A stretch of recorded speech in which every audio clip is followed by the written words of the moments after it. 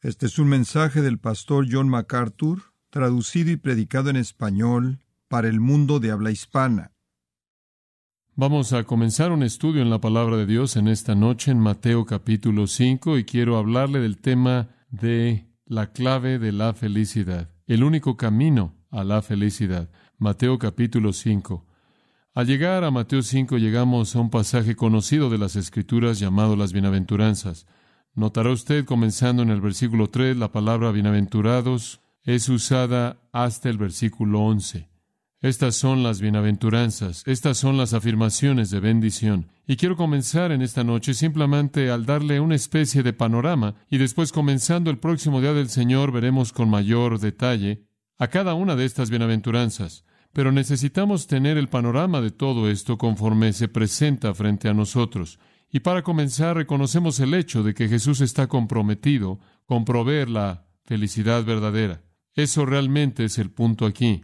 El Señor Jesucristo ha venido al mundo para proveerle a hombres y mujeres felicidad real, felicidad duradera. Tristemente, no obstante, no todo el mundo sabe eso, y ciertamente no todo el mundo cree eso. Ni siquiera todo el mundo en su reino ha disfrutado la realidad de esa provisión de felicidad. Pero la felicidad es su preocupación.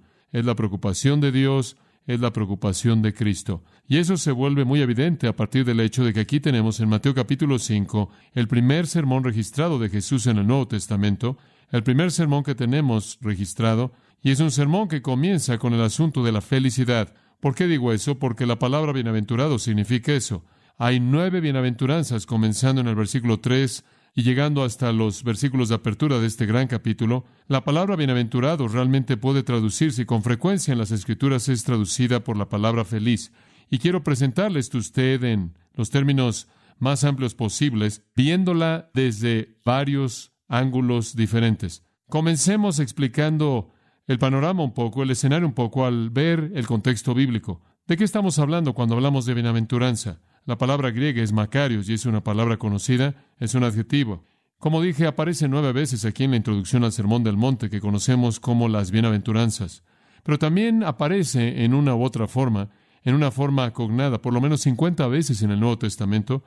Y lo mejor que puede ser dicho de la palabra bienaventurado es que describe la condición feliz del alma, la condición contenta del alma. Quizás es parecida a la palabra makar en el griego, la cual significa feliz. También puede ser traducida gozoso. Y eso es exactamente lo que la palabra intenta expresar. Homero, en los escritos griegos antiguos, usó la palabra para describir un hombre rico que estaba satisfecho con todo lo que tenía. Platón la usó para describir un hombre próspero. Tanto Homero como Hesíodo, otro escritor griego, hablaron de los dioses griegos como siendo bienaventurados en sí mismos. Esto es, que estaban en un estado de contentamiento perfecto. Estaban felices con su condición, no afectados, él dijo, por el mundo de los hombres que estaban sujetos a pobreza y debilidad y muerte. Entonces, estamos hablando aquí de contentamiento. Estamos hablando aquí de satisfacción. Estamos hablando aquí de lo que tendemos a llamar felicidad, felicidad interna, una condición de gozo que no es ni el resultado de circunstancias externas, ni es el resultado de alguna influencia externa sujeta a cambio.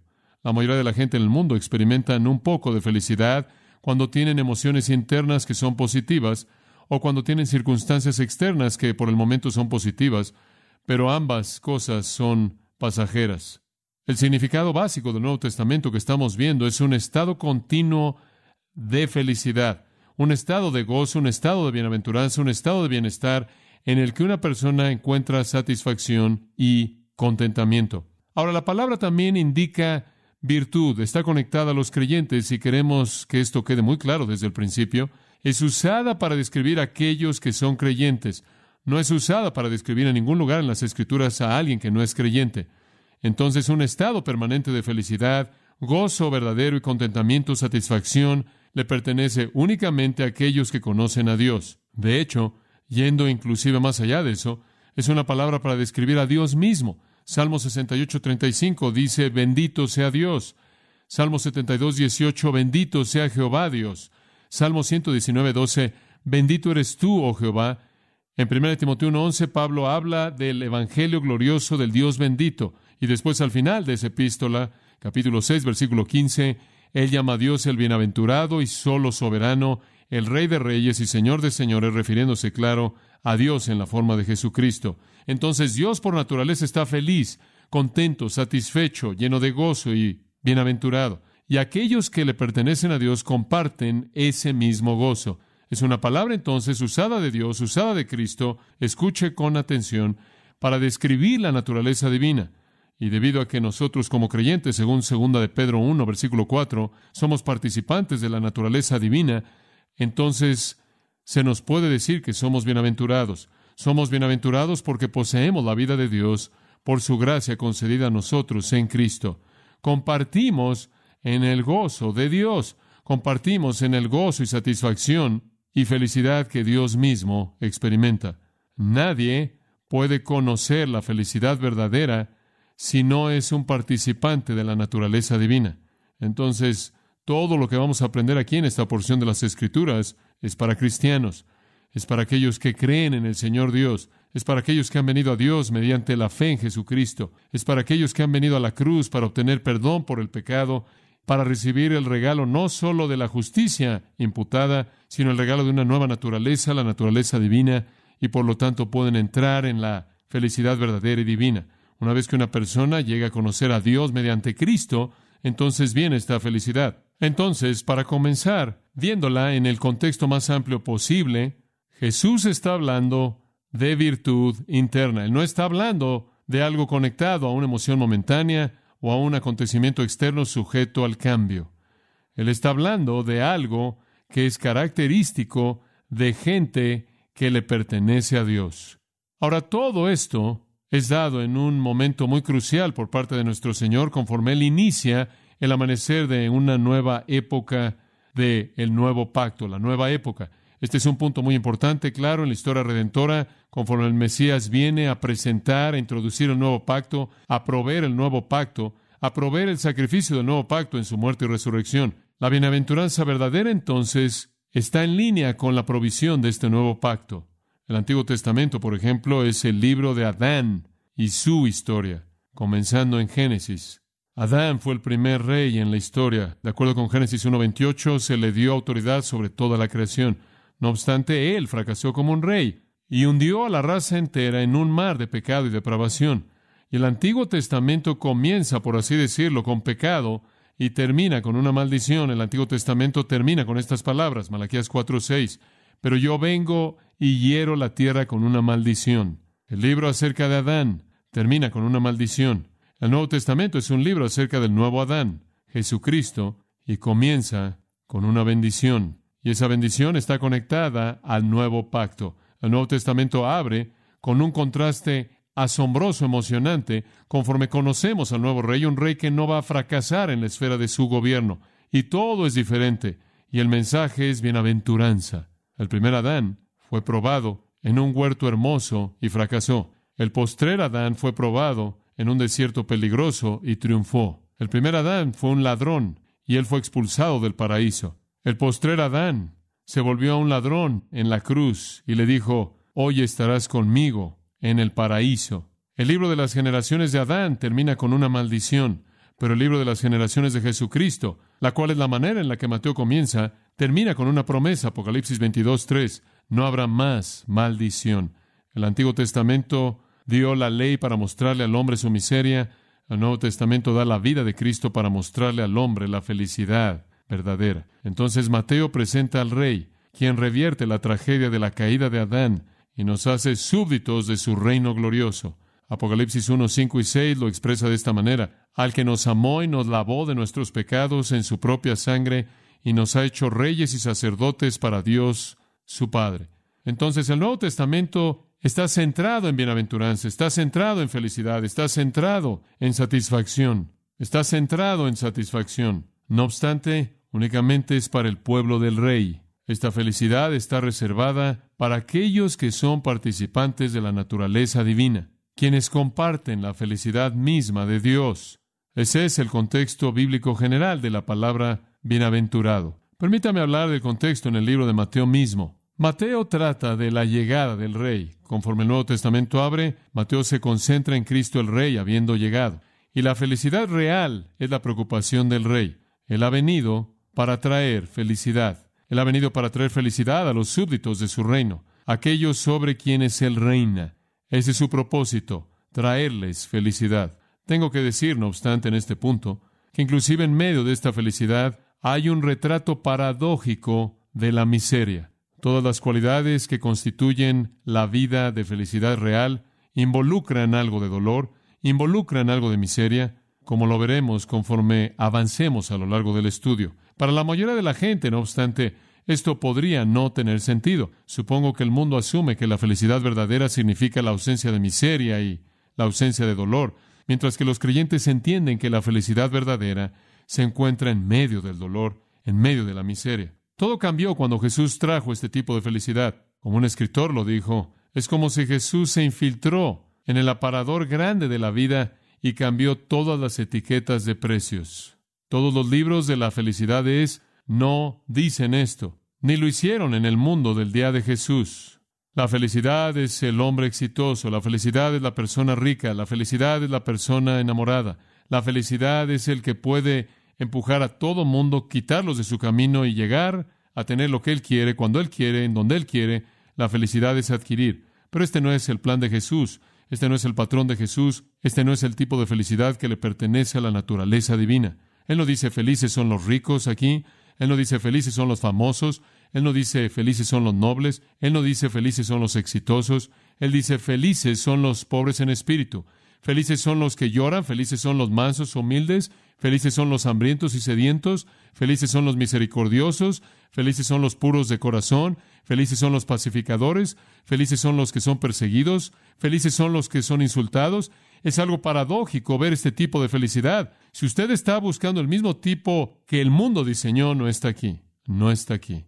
El árbol de la felicidad que crece en la tierra maldita no es en absoluto nada como la felicidad que Dios nos ofrece en Cristo. Salomón ciertamente es una ilustración clásica de eso, si no es que es la más clásica. Su descendencia era de la línea real de David y nadie pudo haber sido más noble que eso. Él fue el hijo de un rey que tuvo el derecho a reinar. Su palacio literalmente era el palacio de la tierra en la ciudad de Dios. Su riqueza imposible de medir con tesoros tan vastos que la plata era tan común como las rocas. Su placer fue fabuloso. Alimento, establos, caballos, edificios, siervos, viñedos, estanques de peces, jardines, por no decir nada de casi un grupo interminable de mujeres. Su inteligencia sin paralelos en el mundo de los hombres. Él fue el más sabio de todos los hombres. ¿Pero acaso Él encontró felicidad ahí? No. Él encontró ahí vaciedad. Lea las reflexiones de Salomón en el libro de Eclesiastés. Y todo era vacío e inútil. Todo es vanidad, él dijo una y otra vez. Y eso es debido a una verdad del Nuevo Testamento. La vida de un hombre no consiste en la abundancia de las cosas que él posee. Esa no es la clave de la felicidad. Otra enseñanza del Nuevo Testamento es que la que vive en placer está muerta mientras que vive. El placer no es el camino a la felicidad. Las posesiones no son el camino a la felicidad. Es ridículo pasar su vida entera tratando de encontrar la felicidad en las cosas que van a terminar en la basura. La felicidad nunca se encuentra en la tierra maldita y realmente nunca en últimas y finalmente se encuentra en el sistema malo. ¿Por qué? Porque las cosas físicas no tocan el alma. Usted no puede satisfacer una necesidad espiritual con una sustancia física. Cualquier persona que tiene un anhelo profundo de felicidad verdadera está insatisfecho con cualquier cosa material. Cosas que no pueden calmar el corazón. Cosas que no pueden traer paz al corazón en una tormenta. No pueden proveer ninguna felicidad verdadera, duradera. Usted no puede poner aceite en un espíritu herido. Cuando Saulo estaba afligido, recuerde usted, todas las joyas de su corona no pudieron consolarlo ni por un momento. El rey Belsasar, según el libro de Daniel, estaba disfrutando de la vida, bebiendo. Él bebió vino, dice, en los vasos de oro del templo, pero cuando la figura de la mano de un hombre apareció y escribió Mene, Mene, Tekel, Uparsin en la pared, ha sido pesado en la balanza y has hallado falto. Dice que su rostro cambió, su vino se amargó, su alimento se corrompió en su estómago porque no hubo felicidad real en su alma. Uno de los santos puritanos, llamado Thomas Watson, dijo, las cosas de este mundo no van a mantener sin aflicción de espíritu más que un pedazo de papel detendrá una bala. Los deleites mundanos tienen alas, Pueden ser comparados a un grupo de aves en el jardín que se quedan por un rato, pero cuando usted se acerca a ellos, vuelan. Entonces las riquezas se harán alas como un águila. Proverbios 23:5. Son como el meteoro que pasa, pero se gasta y se aniquila a sí mismo. Son como un castillo hecho de nieve que está debajo de los rayos del sol. Fin de la cita. Las cosas externas no traen consuelo permanente al alma. Eclesiastés 5:3, escuche lo que Salomón dijo: las riquezas se guardan para el daño de sus dueños. Son un combustible de soberbia, combustible para la lujuria, son una trampa, son un lazo en una trampa, ahogan la palabra de Dios, despedazan nuestras almas como las espinas despedazan nuestra ropa, pero las riquezas no traen felicidad verdadera.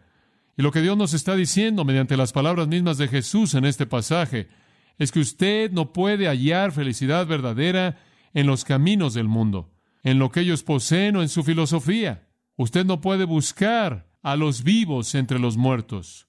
La felicidad no está aquí en este mundo. El mundo no la puede traer, no la puede ofrecer, no la puede proveer. Es espiritual en su naturaleza. Pertenece en esencia a la naturaleza de Dios y únicamente es disfrutada por aquellos que comparten su naturaleza.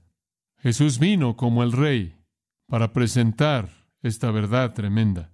Él vino para presentar los principios de su reino, los cuales eran internos y espirituales. El problema con eso fue, como lo hemos visto con frecuencia en nuestros estudios del Nuevo Testamento, los judíos estaban buscando un reino político, estaban buscando un reino material. Realmente se vieron atraídos a Él cuando Él creó alimento para ellos. Estaban muy atraídos a Él cuando Él curó sus enfermedades y echó demonios fuera de ellos, cuando Él incrementó el estado de su bienestar físico, su condición terrenal. Pero cuando Él comenzó a penetrar sus corazones y hablar del hecho de que eran pecaminosos y estaban aislados de la vida de Dios y que necesitaban recibir la bendición que Dios da a aquellos que comparten su naturaleza, al reconocer sus pecados y arrepentirse delante de Él, ellos no recibieron eso con gusto. De hecho, en el Sermón del Monte aquí, el gran sermón de Jesús, que va del capítulo 5 hasta el final del capítulo 7, no hay ni siquiera una referencia que se hace a un asunto social, no se hace ni una referencia a aspectos políticos del reino.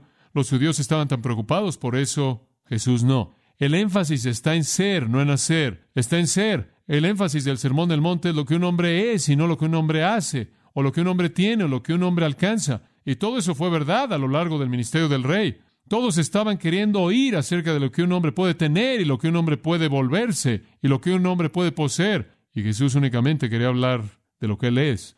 Esa es la razón por la que Él dijo: mi reino no es de este mundo. Entonces, la posición de los bienaventurados es la posición más exaltada, en la cual usted comparte la naturaleza misma de Dios y participa en su bienaventuranza. Pero es absolutamente antitética a todo en este mundo. Nada en absoluto en este mundo encaja en esa categoría. Este es un mundo material, terrenal, pasajero, y el suyo es un reino espiritual eterno. Ahora, el escenario religioso, en cierta manera, acentuaba el problema, porque Jesús estaba confrontando una sociedad de gente religiosa que pensaba que estaba bien en el interior. Muy bien, Jesús quiere hablar del interior.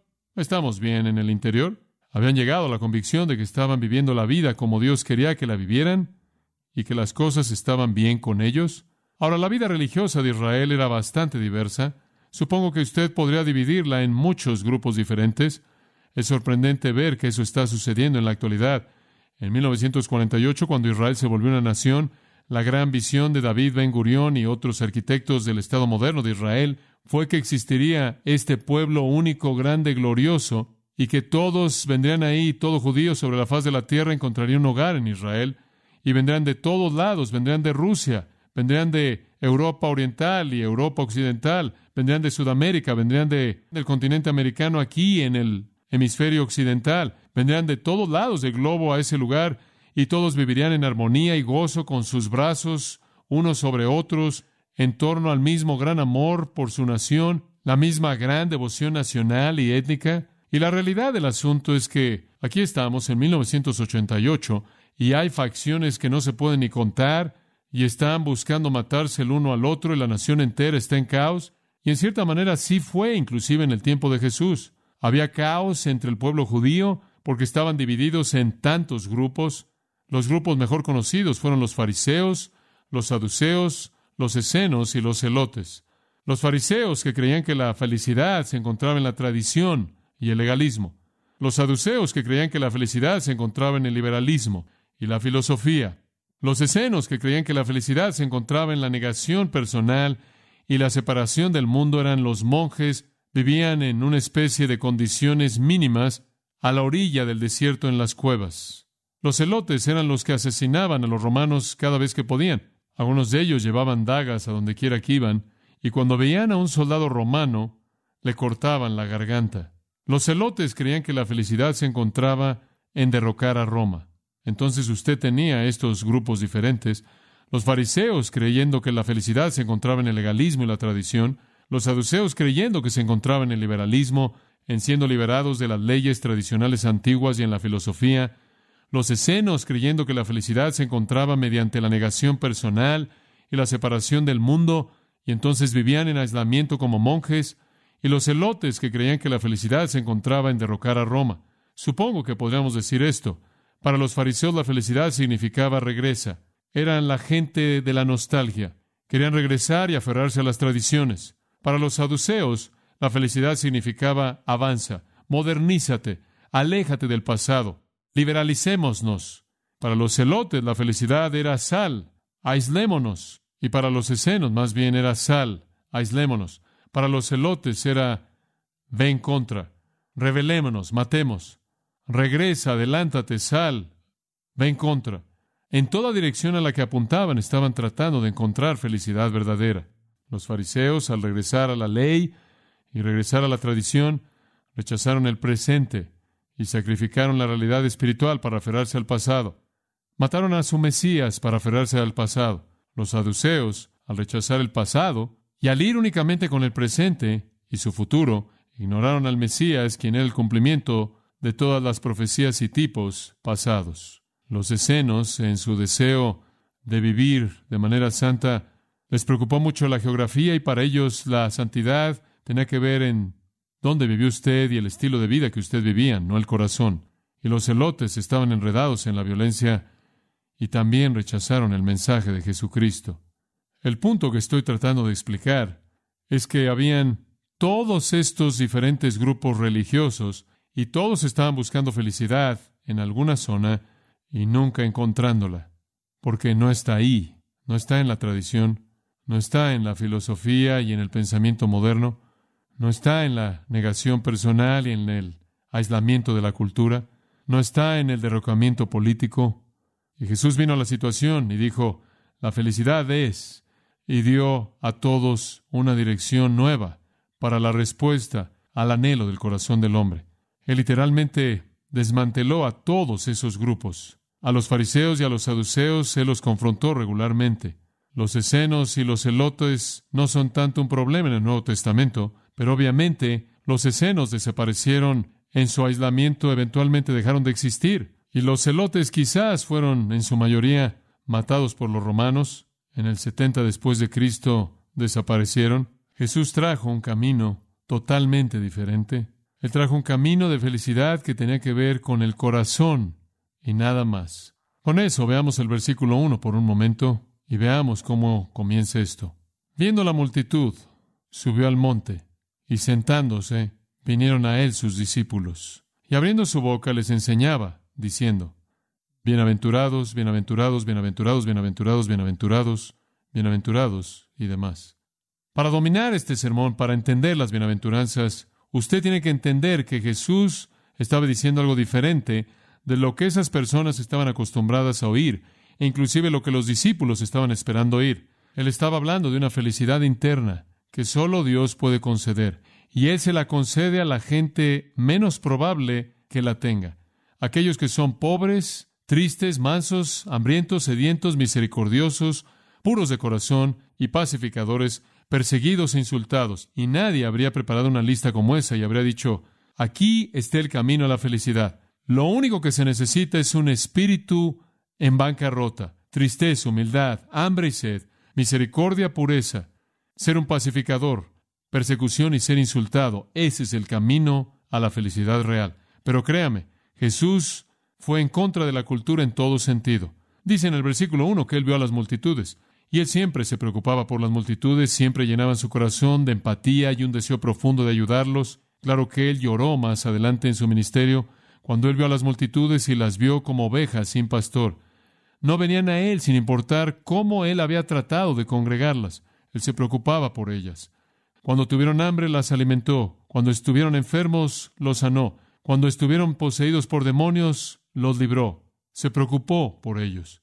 Cuando fueron ignorantes, se esforzó por enseñarles. Y había una atracción maravillosa en él que atraía a las multitudes. Vinieron a él.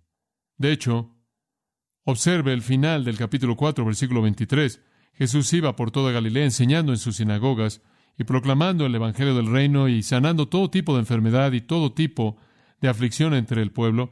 Y las noticias de él salieron por toda Siria al este y le trajeron todos los que estaban enfermos, afligidos por varias enfermedades y dolores, endemoniados, epilépticos, paralíticos, y él los sanó, y grandes multitudes los seguían de Galilea y Decápolis y Jerusalén y Judea y más allá del Jordán.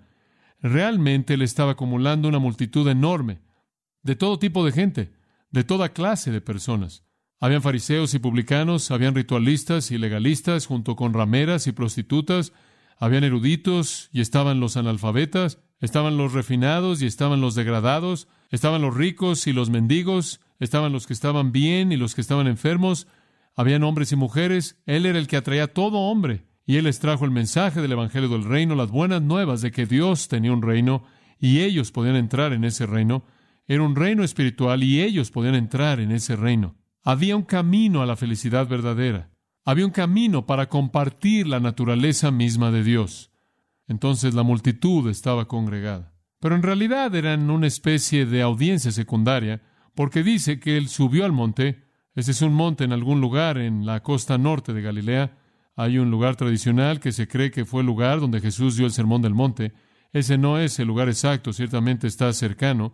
Yo he estado ahí en ese mismo lugar y he predicado el sermón del monte varias veces.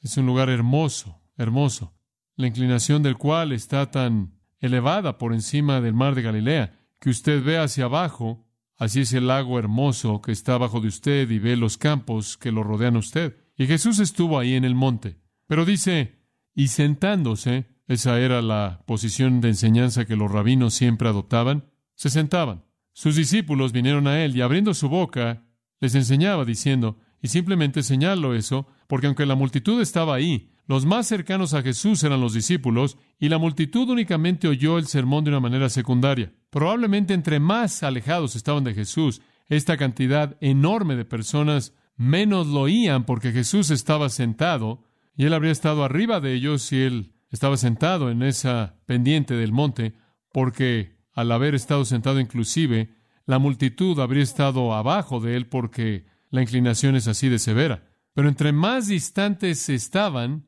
quizás ni siquiera habrían oído todo, pero los discípulos estaban cerca y habrían oído cada palabra que él habló, y esa fue su intención. Porque, como le dije antes, esta felicidad de la que él estaba hablando, esta bienaventuranza que él ofreció, le pertenecía únicamente a aquellos que le pertenecían a Dios. Únicamente a aquellos que le pertenecían a Dios. Únicamente los hijos del reino podían entender esto. Únicamente los hijos del reino podían tener esta felicidad. Entonces, conforme Jesús comienza a hablar de felicidad, Él quiere que la gente entienda lo que Él quiere decir, y Él le habla a los suyos. Entonces, conforme Jesús comienza a hablar de felicidad, Él le habla a las personas que van a entender lo que Él quiere decir. Él le habla a los suyos. Él le habla a sus discípulos. Y más allá de ellos, ciertamente la multitud podría haber oído, y habría oído, y quizás no lo habría entendido de manera tan clara si es que lo hubiera llegado a entender. Y entre más atrás estaban en la multitud, usted podría haber oído a la gente decir, ¿qué dijo? ¿Qué está diciendo? Bueno, no puedo oírlo. ¿Qué quiere decir? Y conforme se hablaban hacia atrás, no habrá sido tan claro como él lo habló inicialmente. Pero los discípulos necesitaban oír el mensaje porque realmente era un mensaje diseñado para ellos. Él adoptó la posición oficial rabínica judía, se sentó, comenzó a enseñar. El objetivo primordial, le vuelvo a recordar a usted, fue los discípulos. ¿Quiénes habrían sido? Bueno, habrían sido los 12 para comenzar, y después habrían sido los otros que lo estaban siguiendo en fe, creyentes verdaderos. Ellos son los Mathete. Esa es la palabra usada aquí, seguidores. El mensaje es para todos en toda época. El mensaje es para todos, pero únicamente puede ser entendido y comprendido por aquellos en quienes Dios ha operado poderosamente y en su gracia para transformar sus corazones. Se reunieron en torno a Jesús con corazones que creían y oídos que oían y podían entender lo que Él estaba diciendo. Y también los otros, pero no de manera tan clara hasta que Dios llevó a cabo su obra de manera maravillosa en sus corazones.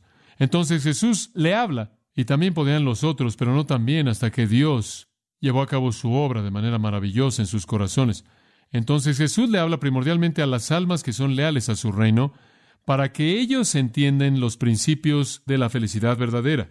Dichos principios ya son una realidad en sus vidas, conforme ellos habían venido a creer la verdad, tal como Cristo la predicó. Él le habla entonces a almas leales, primordialmente.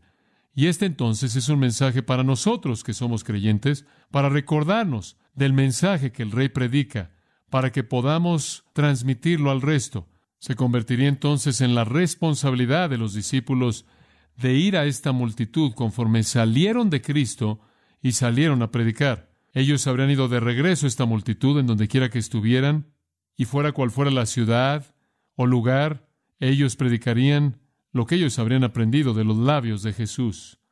El arzobispo Magee, ya en sus últimos años, dijo en una ocasión en Inglaterra, una vez dijo que era imposible conducir los asuntos de la nación inglesa en base al Sermón del Monte, porque la nación no era leal al rey.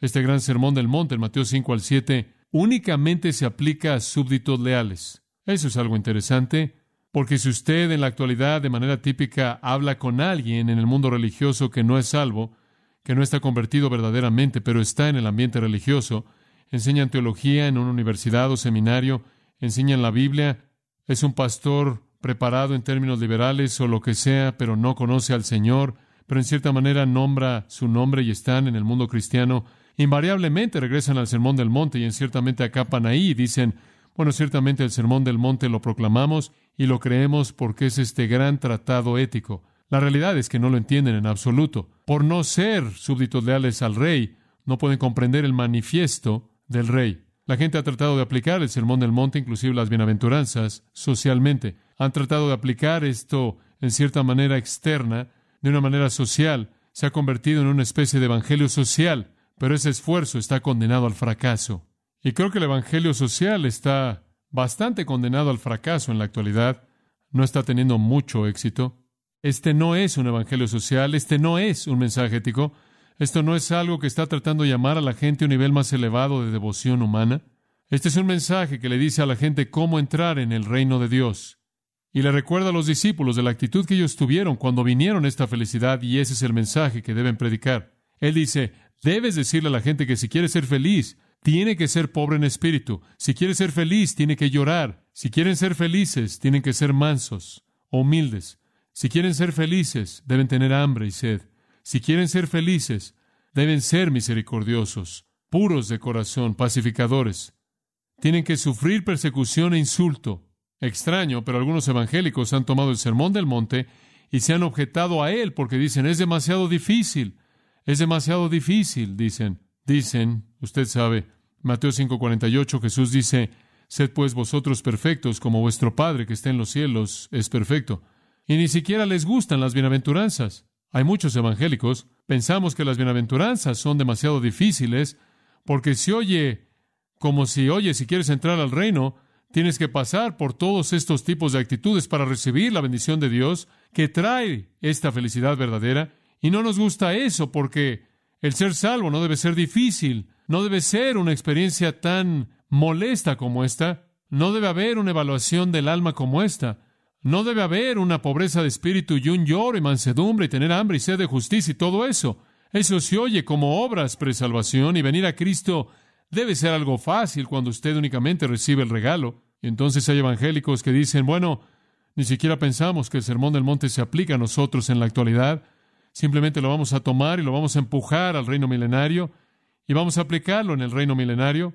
Pero el texto no dice eso. No está ahí. En ningún lugar en este Sermón del Monte, en ningún lugar en estas bienaventuranzas dice, por cierto, señores, Asegúrense de que la gente que viene detrás de ustedes sepan que esto no se aplica a ellos. De hecho, Jesús le habló a gente en un mundo real, así como nuestro mundo, y también Él prometió persecución y no habrá persecución en el reino milenario. Mateo 5:44 dice, vas a tener enemigos y va a haber persecución. Eso no tiene sentido en el reino. No va a haber ninguna persecución en el reino. Vamos a reinar con Cristo. Y la única persecución va a ser cuando el rey reine con vara de hierro en los impíos. Además, todos los mismos principios que están en el Sermón del Monte y en las Bienaventuranzas están también por todas las Escrituras y en particular también en el Nuevo Testamento. Esto no es algo que tiene que ser relegado a algún reino futuro en la tierra. Simplemente es esto. Jesús está enseñando los patrones de vida de los creyentes verdaderos. De eso trata el Sermón del Monte y comienza con las Bienaventuranzas, las cuales nos muestran que Dios diseña que seamos felices, y aquí está cómo entramos al reino en donde mora la felicidad. Comienza con las Bienaventuranzas porque ese es el punto de entrada, y después sigue con el resto del sermón para discutir la vida entre los ciudadanos del reino. Simplemente es un sermón tremendo, tremendo. No vamos a cubrir todo el sermón únicamente por ahora las Bienaventuranzas. Vamos a entrar un poco más una vez que entremos a nuestro estudio del Evangelio de Lucas. Pero Jesús está diciendo, felices son las personas que tienen las actitudes correctas. ¿Puedo hacer que usted entienda eso? Y vamos a dejar eso en esta noche. Nuestro tiempo se acabó. Es cuestión de actitudes. No es lo que usted posee. Es pobreza de espíritu, llorar, gentileza, hambre y sed de justicia, misericordia, pureza, paz. Son actitudes lo que produce felicidad. Son actitudes que son semejantes a Dios, que literalmente vienen a nosotros debido a que Él comparte su naturaleza divina con nosotros. Jesús estaba diciendo la felicidad entonces comienza desde el interior y sale al exterior. Inclusive en donde hay sufrimiento y tristeza, la felicidad no es cancelada. De hecho, generalmente es ayudada e incrementada. Bueno, hay mucho más que podría decir de eso, pero dejémoslo hasta ahí para esta noche. La secuencia se la voy a dar y después comenzaremos la próxima semana. La secuencia lleva del primer paso de entrar en una relación con Dios que produce felicidad, y esa es ser pobre en espíritu. Eso es simplemente admitir bancarrota espiritual. Eso lleva a enfrentar mi actitud hacia mi bancarrota espiritual. La bancarrota espiritual simplemente significa estoy en pecado y nada más. Y eso lleva a llorar por mi pecado, y la conciencia de mi pecado y la tristeza por mi pecado me lleva a la mansedumbre. Me siento pequeño, insignificante, ante el rostro de un Dios santo. Y eso lleva a un hambre y sed por una justicia que sé que necesito y no tengo. Y cuando esa justicia se manifiesta a sí misma a mí, se manifiesta a sí misma en misericordia, pureza y en ser un pacificador, y en una disposición a sufrir persecución e insulto. Ese es el flujo de estas bienaventuranzas. Es una secuencia rica y profunda. No creo que hay nada más instructivo en toda la enseñanza de Jesús en el área del evangelismo y la entrada al reino que estas bienaventuranzas. Y con tanta frecuencia únicamente son hechas a un lado o presentadas como una especie de afirmaciones éticas o afirmaciones sociales. No lo son. Son verdades orientadas a la salvación. Y vamos a ver cómo se desarrolla eso. Y una vez claro que entremos y tengamos esta bienaventuranza, compartimos, por así decirlo, la naturaleza divina. El versículo 13 dice, nos volvemos la sal de la tierra. El versículo 14 dice, nos volvemos la luz del mundo. Entonces nos convertimos en lo que el mundo necesita, sal y luz. Entonces no solo hay felicidad provista para nosotros aquí, sino gran utilidad.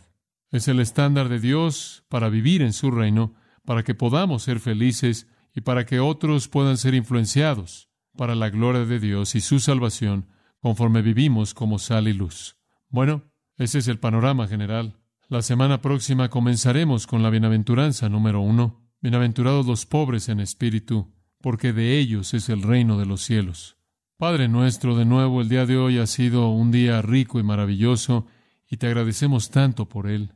Ciertamente, tu palabra ha penetrado nuestros corazones y nos ha abierto de nuevo a un entendimiento fresco y nuevo de tu propia mente, tu naturaleza, tu voluntad, tu camino, el cual nos llama entonces a vivir de manera obediente, sumisa, a esa revelación. Hemos recibido mucho y tenemos la responsabilidad de responder en obediencia. Te damos gracias por la palabra, la promesa que tú has venido para traer felicidad, bienaventuranza, gozo, pero que viene en el matriz más raro para la mente humana de quebrantamiento, lloro, mansedumbre, hambre, sed, que es a partir de ese quebrantamiento y actitud de contrición llevada a cabo en nuestros corazones por la obra soberana, maravillosa del Espíritu Santo, que llegamos al lugar de arrepentimiento y abrazamos el Evangelio y entramos al reino, y de esta manera somos bendecidos. Te damos gracias por ese estado permanente de felicidad verdadera que existe en la profundidad de nuestra alma, porque compartimos tu naturaleza divina y podemos, con Pablo, decir, regocijaos siempre. Otra vez digo, regocijaos, porque nuestro gozo no está conectado con ninguna emoción pasajera o circunstancia cambiante, sino en una relación permanente y eterna que tú has determinado establecer con nosotros por tu misericordia. Te agradecemos por ello y oramos, oh Dios, porque nos ayudes a disfrutar la felicidad que es nuestra, a disfrutar la bendición de conocerte, a que eso no sea robado como el salmista que clamó en medio de su pecado, restáurame el gozo de tu salvación. Señor, es tan fácil para nosotros volvernos infelices, perder la bendición y el gozo de nuestra salvación debido al pecado. Oh Señor, ayúdanos a vivir con la plenitud de gozo conforme respondemos en obediencia a tu palabra, la cual ha sido escrita para que nuestro gozo sea cumplido. Te agradecemos por el hecho de que tú deseas que seamos felices, que estemos contentos, satisfechos, que seamos bendecidos, y porque nos has llamado a esto por la gracia dulce que nos fue concedida a nosotros en Cristo en el momento de nuestra conversión. Y ahora deseamos disfrutar eso, entrar en la plenitud de esto, mediante la obediencia y la fidelidad. Y Señor, también que aprendamos, a partir del estudio de las bienaventuranzas, a cómo proclamar esto a otros, para que los llamemos a una respuesta apropiada al Evangelio, a su propia condición pecaminosa, para que de esta manera puedan entrar en esta felicidad que disfrutamos y disfruten para siempre. Te agradeceremos en el nombre de Cristo. Amén. Usted ha escuchado a John MacArthur, maestro bíblico de gracia a vosotros. Para más información y acceso gratuito a todos los mensajes de John, así como una lista de libros incluyendo la Biblia de estudio, visite la página web en gracia.org. Gracia a vosotros y el pastor John MacArthur se reservan toda protección y derecho de autor bajo la ley que esté vigente. La información de derecho de autor está disponible en gracia.org, que incluye instrucciones para limitar la duplicación de este archivo digital. Gracia a vosotros es una organización sin fines de lucro, dedicada a desarrollar recursos desde las enseñanzas del pastor John MacArthur, las cuales ofrecen la verdad de las Escrituras. Por otra parte, su apoyo en oración y sus donaciones al ministerio nos ayudan a lograr este propósito para equipar a miles de personas de habla hispana. Si desea hacer una donación o ofrenda, puede hacerlo utilizando su tarjeta Visa, Mastercard, Discovery o American Express, ingresando a gracia.org, y si vive en Estados Unidos o Puerto Rico, también puede llamarnos al 1-866-5-GRACIA, esto es, 1-866-547-2242.